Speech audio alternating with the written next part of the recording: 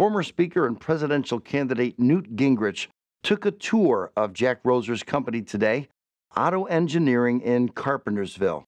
Impressed with the vertically integrated family-owned company, Newt Gingrich took the opportunity to respond to President Obama's request of Saudi Arabia to drill more oil. This is what he had to say.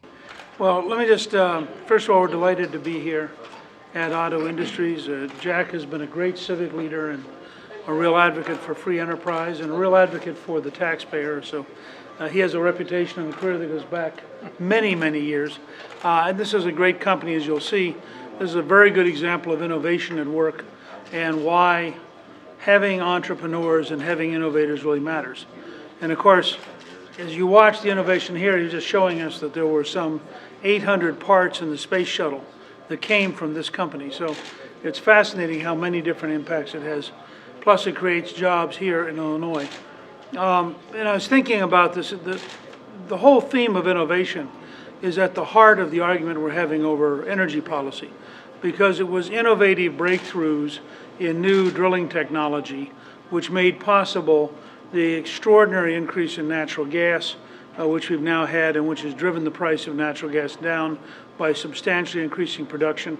And the same innovations happening in oil, which is why in North Dakota, they've now gone from a projected 150 million barrels of oil to a projected 24 billion barrels of oil that they have available. And they think that probably understates the real supply, that when they get another 1 or 2 generations of innovation, that they'll actually be up at around 500 billion barrels just in North Dakota.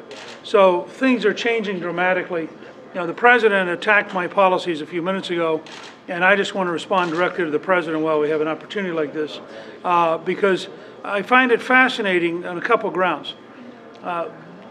President Obama asked the Saudis to pump more oil. Secretary Chu, the Secretary of Energy, said yesterday how grateful he was that the Saudis were pumping more oil. Now, obviously, they believe supply and demand works because they think that an additional supply of Saudi oil will drive down the price, and they're very grateful that the Saudis are willing to help Barack Obama get reelected. It raises a couple questions. If supply and demand works, why is the president for Saudi supply but against American supply? Why? And how does the president think the Saudis find the oil? They drill. So why is it that Saudi drilling works, but American drilling, according to the president, will fail? And the reason's all ideological. The president himself has cited natural gas. If the price of gasoline dropped as much as the price of natural gas has dropped since 2008, we'd be paying $1.13 a gallon. I just passed a gas station up the street here that is $4.59. Now, if you go and ask the people at that gas station, would you rather pay $1.13? Probably 99 to 100% will say yes. I'd rather pay $1.13. So what the president is saying, you know, phase one of the president's defense against drilling was algae. And that got ridiculed so much he's now given up on algae for the moment. Phase two is American oil is bad, but Saudi oil is good. Now, this is wrong on a couple counts. First, I don't want the money going to Saudi Arabia. I want the money going to American companies creating American jobs in American territories. Second, it further increases our dependence on the Saudis, who are the largest funders of terrorist education and the largest funders of radical Islamist education in the world. I don't want American presidents who bow to the Saudi king. I want American presidents who produce American oil in the United States, make us energy independent precisely so we don't turn to the Saudis. This is the worst of all policies. It takes money out of the U.S. to prop up the Saudi king at a time when we want the money in the U.S. to create American jobs. And finally, I'm really hoping the White House press corps will get the nerve to pursue this at some point and actually ask questions of the president in an aggressive way. How can he say supply and demand doesn't work when supply and demand does work if it's Saudi supply? How can he say drilling doesn't work when drilling does work for natural gas and drilling does work for Saudi Arabia? I mean, this is clearly baloney. I'm prepared to debate the president anytime, any place. I do not think he can defend this policy. I think this policy is total nonsense, and I think the American people will recognize it for total nonsense. I think we should have an American energy policy.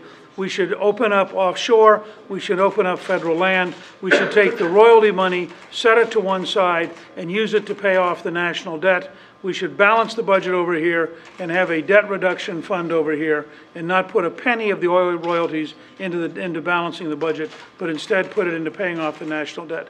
We could be free of the Saudis and free of the Chinese with an American energy policy, and in the process we'd create several million new American jobs. So I just want to lay that out. As I said, the President just said this about 2 hours ago, so I wanted to take this opportunity to respond very directly to Barack Obama. The President said that people who ridicule biofuels could have been founders of the Flat Earth Society at the time of Christopher Columbus. Obviously, we're alluding to you. Did you want to respond to that? I don't ridicule biofuels. I support biofuels. First of all, I've supported ethanol, for example, which is a biofuel. I've supported cellulosic, which is a biofuel. I have friends at Texas A&M who are working on algae. The idea that algae is a solution this summer is a fantasy, and he knows it's a fantasy. Now, let me go a step further. Let's talk Flat Earth Society.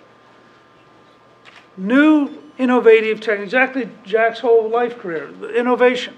New, innovative drilling has increased the amount of American natural gas from 7 years to 125 years. So I'm for innovation.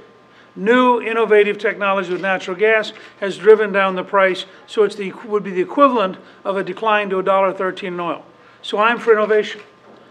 I'm just asking the President, who apparently belongs to the Flat Earth Sierra Club Society, to consider that, in fact, if we had the same level of drilling for oil, you know, ask the President, why is Saudi oil good and American oil bad? Why is Saudi drilling good and American drilling bad?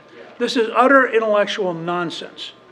The fact is, the same amount of effort here, we'd be producing the oil here, we'd get the royalties. The Saudi king is going to get the royalties. The U.S. government ought to be getting the royalties. Amen. So I just think the President is defending a totally indefensible position, and they just doubled down on that position by bringing the Saudis into this. If he wants to represent Saudi oil and algae, I'll be happy to represent American oil and American jobs, and we'll see this fall who the American people want to elect. Thank you.